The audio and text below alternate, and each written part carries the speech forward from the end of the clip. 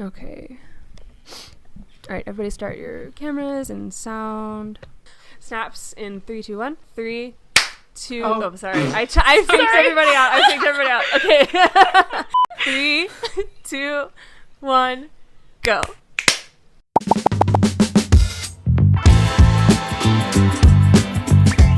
Welcome to Passionfruit, everybody, where we pursue lives of purpose together. Emphasis on together, because I am joined today by the other Passion friends. Hello. Hi. Max, would you like to go ahead and introduce yourself a little bit? Hi, I'm going to go ahead and introduce myself a little bit. My name is Max, and I am one of the Passion friends here on Passionfruit, having a passionate time with the people. You're having a passionate time with the people. That's what it is. Yeah. Well, hello everyone. I'm Mel, and I'm one of the passion fruits here with the passion friends, because those terms are interchangeable, so True. We're going to go with that. I am a designer, artist, creative here on Passion Fruit, and I live in Sydney, so yeah. Adjoa? Hey everybody, this is my first group video, so it's really exciting. I am passionate about Africa, young people, and making an impact, and yeah, let me just say that. Hi everybody, I'm Evin. I feel like I'm kind of part-time on this thing now. She's back! With Passionfruit, but I'm back for the video. I'm a singer-songwriter, but I'm also a doctorate psych student, and yeah. And this is Darcie, who totally and completely forgot to introduce herself, but she is an artist. I'm also going to have everybody share where they are filming from, because we are all over the place. So I'm in the United States, I'm in Georgia, and it is 5 p.m. here. It's also 5 p.m. where I am, which is Windsor, Ontario, Canada, and if you don't know where that is, because why would you? Nobody knows Windsor. Detroit is right there. I think I already said where I was from. I said I'm from Sydney, Australia, and it is 7 a.m. Like Maryellen, it's 7 a.m. and I'm about an hour and a bit more out of Sydney, Australia. And here, I'm from the Bahamas, but I'm currently in Loma Linda, California. It's 2 p.m. here. Loma Linda is an hour away from Los Angeles. No. Yes. Yes, it's an hour away from LA. I was like, is that the right place? We all felt like we should acknowledge that, because it's first of all, it's just really cool that we can all do this, modern technology and all that. But also our people from Australia are tuning in at freaking 7 a.m. in the morning. That's when I'm waking up. I'm repping my English breakfast caffeinated beverage in my passion fruit mug, because I'm still waking up. So. If you haven't seen our videos before, obviously we're a group run channel. We post videos sharing our journeys, the ups and downs through a life of pursuing purpose. In this video, we are creating our summer 2024 reading list. Each creator has chosen 2 books that they really like, one nonfiction and one fiction, and we're just gonna go down the line sharing why we like each book, why we recommend it, and have a big cute little summer reading list by the end. And you get nothing if you finish the list, but we will be very impressed if you do so. Also, this is the introduction to something we're very excited about. Maryellen and I are going to be hosting a book club, so stay tuned to the end of the video to find more out about that. And lastly, there will be a surprise at the end of the video, but it won't really be a surprise because it's probably in the title of this video, but just try to be surprised. We are going to start with Maryellen sharing her books. Ooh, first up, no pressure, right? So I really struggled to pick a nonfiction. I went through so many different books, because there's just so many books that have impacted my life, but I ended up going with a poetry book, of all things. It is called The Apricot Memoirs by Tess Guinery. It's basically very short poems. Most of them are literally, I don't know if you can see that, but some of them are a line long. So it's a great introduction to poetry if you kind of like the idea, but are not super into poetry. But they're basically short poems about the human experience, and they just, resonate with your soul so much, especially if you're a woman, especially if you're an empath or a creative. And there's also quite a bit about motherhood, which may not be relevant to everyone here, but if you are a mother, Oh my gosh, it's amazing. So the reason I chose this book is because, first of all, I read it all the time. I have read and read and read this book. It has like my notes all through it. Tess has such a way with words, and it's the kind of poetry that's really accessible. It's not like these and thous and like these really strange metaphors and adjectives and stuff. Like, it's very, very accessible. And it is actually the reason that I wrote my own book last year, Soliloquies. So It's so good, guys. You gotta get it. It's just, yeah. So kind. Not as good as this, but thank you. One really interesting aspect of the book is that Tess is a Christian. It was the first time I ever... because I was raised in like a very Christian, like structured community. It was the first time I ever really saw God outside of the structures of like organized religion. And that was such a beautiful, like almost deconstructing thing for me. So if you're interested in like spirituality, but not so much religion, or if you're interested in poetry, but not like poetry, if that makes sense, the Apricot Memoirs is a beautiful place to start. The only thing about the book that I didn't like, and this is like a very persnickety comment, but like it's really apricot and I don't love the color apricot. So that's pretty much. I would rate this book 4.9 out of 5 simply because it's apricot. So that's my nonfiction. Points off for the colors. So my fiction pick for the summer, which is actually winter in Australia, so I feel like I'm kind of missing out a little bit, but that's fine. I don't have a physical copy of this one because I listened to it in a beautiful English accent on Audible, but it is The Midnight Library by Matt Haig. This book is about a woman who finds herself kind of like in her mid-30s and her life is just not going the way she wanted. She feels disappointed, she's depressed. You find out like in the first few sentences that she's actually contemplating like ending her life. And then the rest of the book, and it's really hard not to give it away, but it's basically she visits the Midnight Library and she changes her mind. And I'm going to leave it at that. I love the way that this book was written. It uses beautiful, beautiful language. Matt Haig has such a way with words. The opening line, between life and death, there is a library. And then the sentence goes on. And I was like, oh, what a way to start a book. My goodness, amazing. I actually do have like fiction books that I prefer over this one. But the reason I've picked it is because when I was going through my list, I was like, wow, I really remember everything about this book. Like, it's one of those ones that just sticks with you. It totally transformed my perspective on life and living life with gratitude. It looks at really like universal experiences about like worrying about the future, about not feeling enough, of building a meaningful life. And it also kind of delves into mental health in a really like empathetic way, which I loved. I'm not a huge fan of fiction that makes you have to like suspend reality. So I'm not huge on fantasy. I'm not huge on sci-fi. Just be prepared to kind of put reality aside for just a little bit. My biggest takeaway from this book was energy spent wishing that you had another life is completely wasted.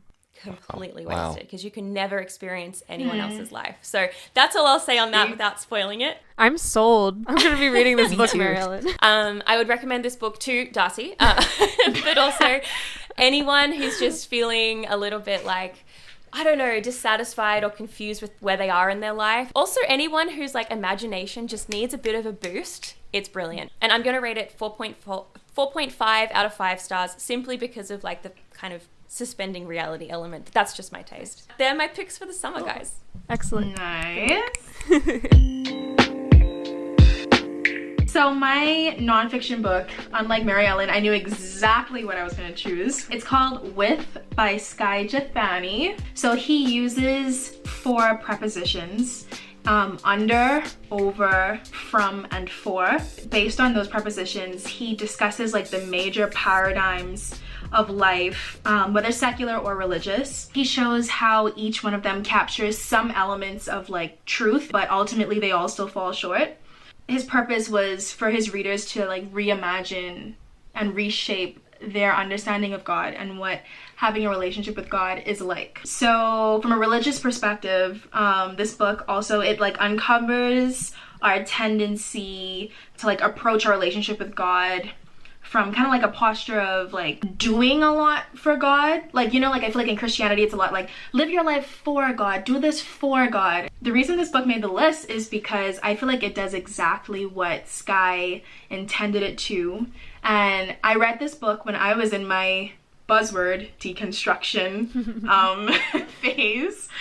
And as I was deconstructing my faith and completely left the faith, completely left God, the church, everything, this was a book that I could still stomach because it wasn't Christianese. It wasn't triggering at all, not even in the slightest. It single-handedly, not to be dramatic, I feel like it healed my anxiety-ridden relationship with God. In terms of what I didn't like about the book, couldn't tell you. Like, there's nothing that really stood out to me. I feel like the language was both gentle and productive. My biggest takeaway from the book is how they have for me to approach my faith and my relationship with God from the perspective of doing things with God as opposed to doing things for God. It kind of like gives me the father-daughter dynamic as opposed to ruler-servant. Who would I recommend this book for? Like I said, people who are feeling distant from God, people who may not even necessarily see God in the best light, anybody who's kind of like annoyed at the church, hurt, burned by the church, and also people who might be in a really healthy place with God. They're happy with where they're at. I still recommend this book because I think it just offers a really fresh perspective that you don't often hear in religion. And so I give this book 5 out of 5. No questions asked. It did what it needed to do. I feel a lot better for it. Fiction, I don't have it with me physically. It's Eat, Pray, Love by Elizabeth Gilbert. Very, very, very popular book. So it's a memoir by Elizabeth Gilbert, and she's just describing her search for a meaningful life after experiencing a divorce. And so she is like taking us through her travels to Italy, India, and Bali, Indonesia. This book made the list for me because it's the perfect blend of humor, especially witty humor, which is my favorite kind of humor, but it's also educational because you're learning a lot about the customs of the different places that she's been. Oh. That was my GoPro overheating. Oh, okay. I'm gonna mute my mic and go put it inside the AC. What was I saying? Oh yeah, I think this book is a perfect balance between witty humor, education, and inspiration, because you're also witnessing how she just deliberately puts herself out of her comfort zone to have these new experiences, heal after her divorce and finding herself. So it really is one of the most inspirational books. I also appreciated learning about non-Christian spirituality. A major part of the book was her spiritual journey in India and how she learned how to pray and meditate at an ashram. Again, I'd never really had much exposure to that before, so I appreciated those aspects of the book. Anything I didn't like about the book, I have a personal preference against reading profanity. It has a bit of profanity throughout the book. I feel like I can tolerate hearing profanity in movies or TV shows a little bit better, but like I don't like physically reading profanity. My biggest takeaway from this book is just the importance of saying yes more to new experiences, especially as somebody who finds a lot of comfort and safety and routine. And finally, I recommend this book to, again, anybody who likes witty humor. It's so funny, my goodness. And so is the movie. The movie is nearly as good as the book, which is rare. It's also an easy read if you just want something you could fly through in like 2 days or so. Also, anybody who enjoys a good romance. This isn't a like romance novel, so I appreciated the elements of it throughout the book. And lastly, anybody who is on that whole self-discovery frame of mind, and those who aren't. So really anybody can read this book. 4.5 out of 5 is what I'll give this book. Okay. Yeah. And it's your turn, Max. Oh no. Oh dear. Okay. Hello everybody, welcome to this part. I did this goofy thing where I changed my picks like very last minute, and by that I mean like within 10 minutes of us starting the video. I realized that my initial picks were kind of like posturing, and I didn't actually go with things that I was like, oh yeah, this is my jam. So Okay.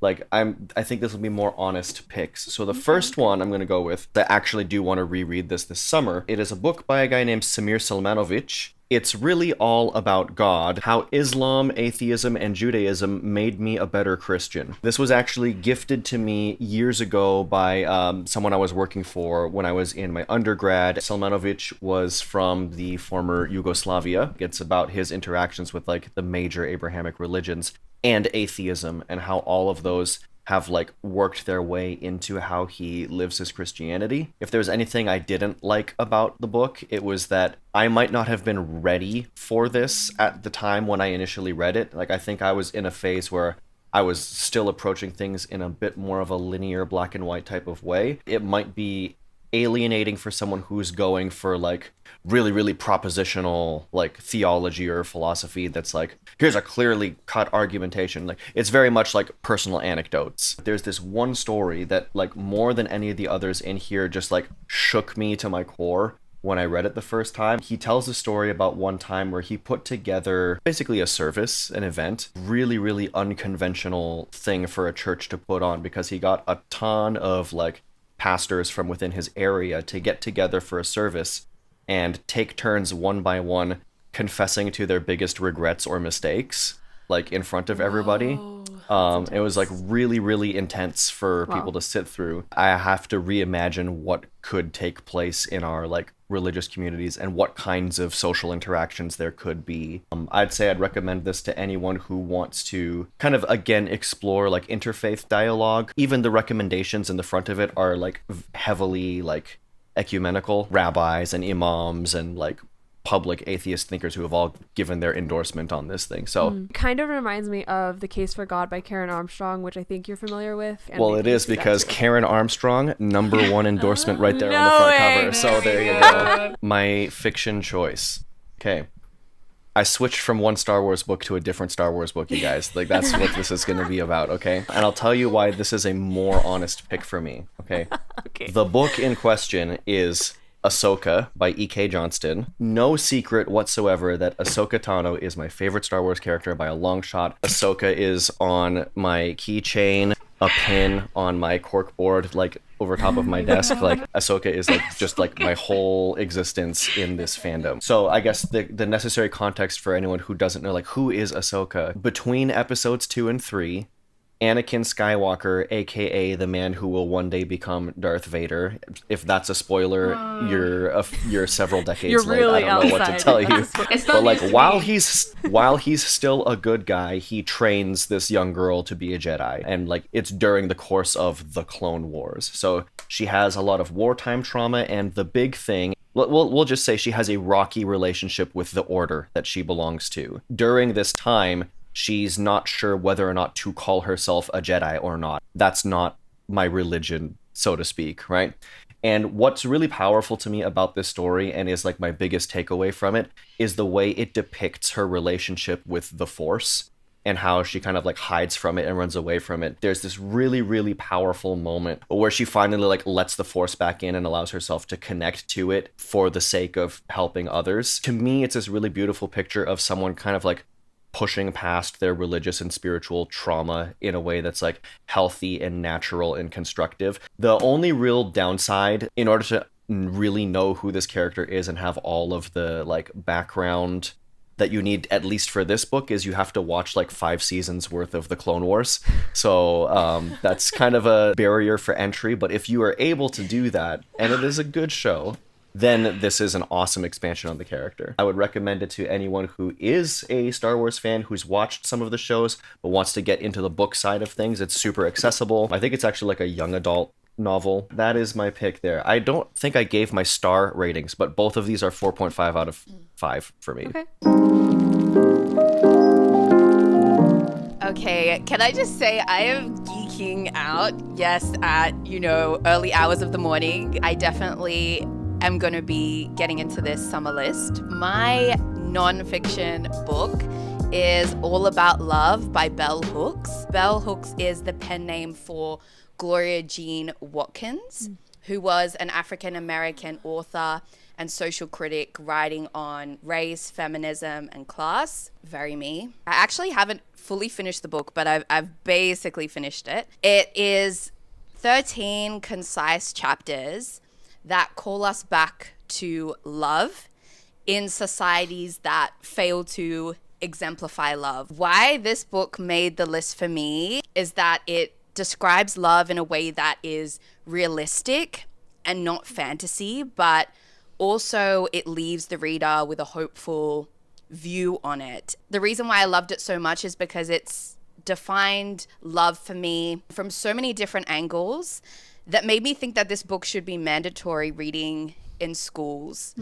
Again, for that point about the realistic take on it, but also that hopeful view as well. Anything that I didn't like about the book? Actually, no. It's changed for me the way I'm living moving forward. My biggest takeaway would be that many of us don't really understand what love is. We have a distorted view which can negatively impact our relationships. And she talks then about how many of us can have distorted views of what love is because of traumatic experiences. Then just summing the takeaway up is that love is the most powerful force. Okay, who would I recommend this book for?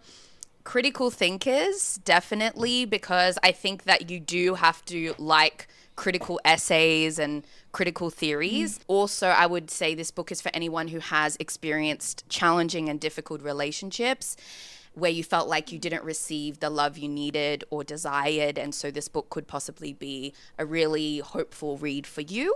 5 out of 5 stars, even though I've got a little bit left to go. Moving to my nonfiction, I'm really excited to talk about Americana by Chimamanda Ngozi Adichie. If you haven't heard of Chimamanda, she's an award-winning writer of Nigerian descent.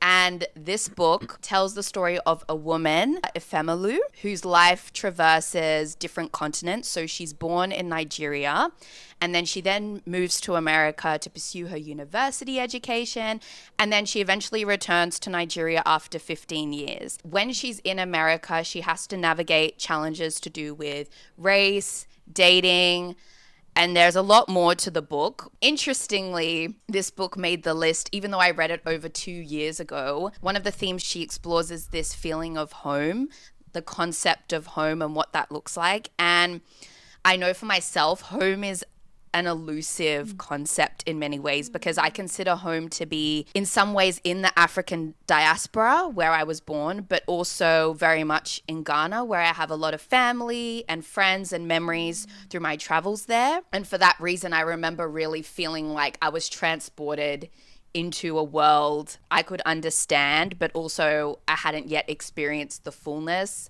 of what that looks like for me. I didn't particularly like the ending. I don't remember exactly why, but I think it's because it wasn't what I wanted it to be. And I just remember having this very strong visceral reaction. The biggest takeaway, we are flawed beings and we are capable of hurting people we love. This is a romance. It does have romance in it. I think that it's also a good read for anyone who feels caught between different worlds. And I think it's also good if you're interested in reading a story from the perspective of characters of African descent, which may not be very widely read. I put this as 5+ stars, which now I'm very generous with my stars. So those are my picks. Nice. And lastly, I'm going to share my book, Rex. My nonfiction book was another poetry book. So we're going to start the video with a poetry book and we're going to end the video with a poetry book. I discovered the poet Mary Oliver in 2023, at the beginning of 2023. And my recommendation is Devotions. And this is like a compilation of a bunch of poems that have been in previous collections of hers. She writes about nature. And within that, there's like lots of themes of like slowing down and appreciating beauty. There's also the theme of mortality. Like you see a lot of life and death in nature. So she talks about that. And she also talks about her own mortality because she has written this collection of poetry throughout her entire life. Similar to the poetry book that Maryellen talked about at the beginning of this, she also digs a lot into God and seeing God through nature. I don't know if she ever technically considered herself Christian, but she was very Christian adjacent at the very least. At the same time, it kind of views God outside of the structure of religion. Sorry, my card is full. Oh no! I'm so sorry. So I wanted to just give an idea of like what her poetry sounds like. Oh shoot, I just messed up my screen here. Hang on. And my battery is dying. I'm gonna charge my battery while Technical you're talking. difficulties All for right. everyone. My Distract battery the is on audience. its way out. I'm gonna buy us some time here, folks. So this poem is called Praying. It doesn't have to be the blue iris. It could be weeds in a vacant lot or a few small stones. Just pay attention, then patch a few words together, and don't try to make them elaborate. This isn't a contest, but the doorway into thanks, and a silence in which another voice may speak. Cue the poetry snaps. So I really love like that view of what praying is. So what made me like this book? It began my love for poetry. I had really wanted to get into poetry. I didn't really find anything that really clicked with me, and finding this book just opened that door for me. There's nothing that I didn't like about the book, so that's a very short section. My biggest takeaway, it has encouraged me to see the great importance of slowing down and finding beauty and stillness. And then my spiritual life has also been really positively affected by reading her poetry, especially while I've been going through, here's the buzzword again, Evin, my deconstruction.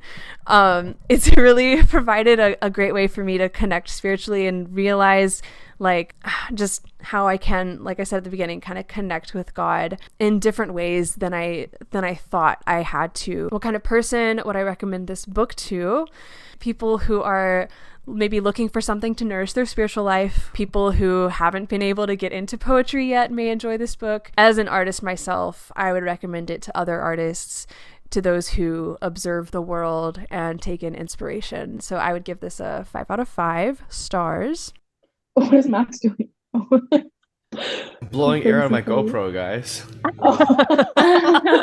My fiction book. Oh man, I need Maryellen back for this because we've both read this book. A few moments later. And my second book is my fiction pick, and that is Where the Crawdads Sing by Delia Owens. And this is something that Maryellen has also read, so I'm going to be asking you a couple questions as well. So, in summary, the book is about Kaya, who is a young girl living in the North Carolina marshes in the 1950s and 60s. Kind of within the first few chapters, I guess, of the book, she's like slowly abandoned by her entire family. It follows her interactions with her environment, like this kind of lonely cabin in the marshy woods. So it talks a lot about loneliness and kind of her experiencing that. But at the same time, just interacting with the creatures in the nature. It kind of documents her slowly interacting more and more with the town, finding a few friends, even finding a romantic interest. So there's a little bit of romance in this one. And then there's a little mystery element that kind of goes throughout the entire book. It's actually kind of surprising that I enjoyed this book so much, because just by the nature of what the book is, it can be a bit slow, but I would describe it as a good kind of slow. I would say it's the kind of slow that you want to savor. In summary, I would say the whole book was poetic, it was heartbreaking, and it was beautiful. Maryellen, why did you like this book? I so resonate with everything you've said, Darcie. And I think just to build on like that poetic, you just touched on the poetic nature of the book. Where the Crawdads Sing, I think, is probably my favorite fiction book ever. Wow. Because of how Delia Owens writes. There's a lot of like adjective use and like beautiful just descriptions of like the marsh and like nature and everything, which makes it a little slower. But I think the relationships and like the drama and the mystery of it, like the plot pushes it along enough that you don't get bored. So there's a beautiful balance there that Delia strikes in her writing. The other element I really liked was just like Kaya. I mean, she's so young and so innocent and so like fragile and yet so strong at the same time. And so this tension between such a young female character being such like a force to be reckoned with, that was really, really cool to me. Yeah, I'm so glad you're on the same page with me. I think it's just such a good book. I don't have a problem with the book itself. I have a problem with the movie. So the movie is categorized as a mystery thriller. I really don't see the thriller part. I really don't. And the problem is that because the movie was categorized that way, now people are going into reading the book expecting a thriller and also expecting mystery to be the main part, but it's really not. Like the mystery is very important to the book, but it's not going to be a mystery novel really. I read a lot of bad reviews about this book by people who are thriller lovers and just did not get what they were looking for. What is the genre? Because I also thought it was a mystery or something. I never read it, but like you said, I've only ever seen people be like, it's so boring, it's so slow, it's not. So I'm like, what is this book about? I would call it like a drama, mystery, coming of age story. Okay. It's Coming of mostly a age. coming of Yes, age story. coming of age. Yeah. Let's see. My biggest takeaway. So I read this book at the same time that I was reading Mary Oliver's poetry, and that's a combination I highly recommend. My takeaway is similar to my Mary Oliver takeaway, just like a growing appreciation for observing nature and really taking it in. And then also this book definitely had an emphasis on othering and dehumanizing people. Kaya was being othered and dehumanized by the people in the village. There were Black people in the village who, you know, this is the 1950s and 60s, so that is also happening. Who would I recommend this book to? Somebody who's looking for a good summer read with depth to it, I would say. I was close to giving this book a 4.5 out of 5 just because of the genre thing, but again, that's not really the book's problem, so I'm going to give the book a 5 out of 5. And that's it. That's it for me. My camera's dying. Uh-oh. Okay, we're gonna finish this up. My SD card just filled up. Oh, lovely. Everything's going great. This is fine. Okay, and that is all the books on our list, except it's not really, because we have one bonus book, which is The Artist's Way, and Maryellen and I have read that, so we are going to be leading a book club to share this book with all of you guys. It's had a huge impact on both of our lives. How did The Artist's Way impact you? What did you like about it? Where to even start? I could talk all day about this, but just very brief spark notes. It was the book that transformed my relationship with my creativity. This really gave me the tools to be able to, take my art seriously. And also it's like really practical. So it was really, really helpful to like do some of the activities. I really agree with the whole practicality of it. It leads you through things. It doesn't only have these really well-written chapters, but it also has things to apply those things that you just learned. Very interactive book, and that's what I love about it. I think it really transformed my view of creativity and how creativity is connected to your spiritual side as well, to just like spirituality in general. Creativity has so often been pushed aside as not important. And honestly, this book has really shown me that it's at the core of everything, dare I say? Dare I say?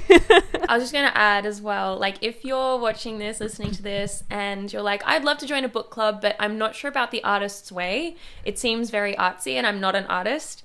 This book is valuable for any kind of creativity. It's really valuable. So like, don't feel put off just because it's called The Artist's Way. Like it's so much broader than that. Absolutely. I'm so glad you added that. Truly, we believe that we are all creative beings. Every human being, we all have creativity within us. So yeah, this is for everybody. It is 12 chapters. Each chapter is meant to be 1 week in the process. She introduces these two practices. One is morning pages, and that's a journaling practice, and then the other is artist dates, taking yourself on an artist date to appeal to your inner child, your inner artist. And then the other element to this is the journal prompts at the end, and she also has certain exercises you can do. That being said, I don't want people to not join because it's all too much. If you want to read this book and just dive all the way in, like do everything, that is great. We will be there to encourage you to do that.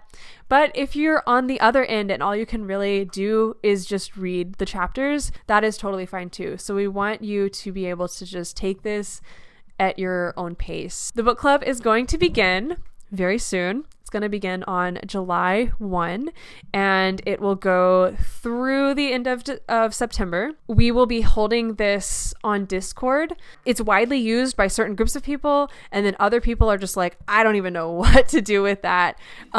So I wanted to do a little walkthrough of Discord. So stay to the end of this video and you'll get a little walkthrough of how to use Discord so that you can interact with the book club and that's not an obstacle for you. We are going to have a check-in session to see how people are doing, to hear people's thoughts on the book so far every week, and to also encourage you as you move forward into the next chapter. We haven't fully decided on this yet, but maybe some of those check-ins will be voice chats or video chats. We're just gonna like play it by ear and see what people are feeling. If you would like to join, the invite link is below. So please click on that if you're at all interested. I've always wanted to be in a book club and I've never taken the plunge, but this just seems like the most aligned, perfect opportunity. So I really hope to see you there. Because we are so excited to start a book club with you guys, we are actually going to be giving away, drum roll please, 5 copies of The Artist's Way to you all. Yay! Also, very special little detail.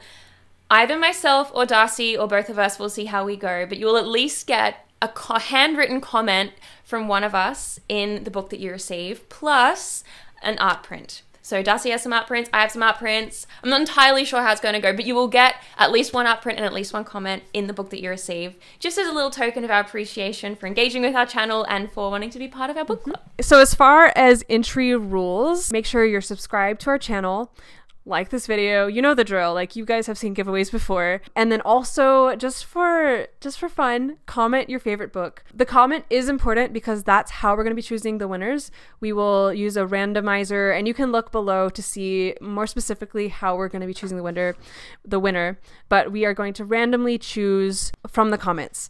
This is going to go across all platforms, YouTube, TikTok, and Instagram, not Facebook. We are going to choose 3 winners from the YouTube comments, 1 winner from the Instagram comments, and 1 winner from the TikTok comments. And also, if you are entering on Instagram and TikTok as well, the rules there may be a little different. So just make sure you're reading those rules before you enter on that platform. We have laid all this out in the official contest rules below. This is not affiliated or associated with YouTube in any way. But yeah, lots of details are below. We hope to see you guys entering into the giveaway. We hope to see you in the book club.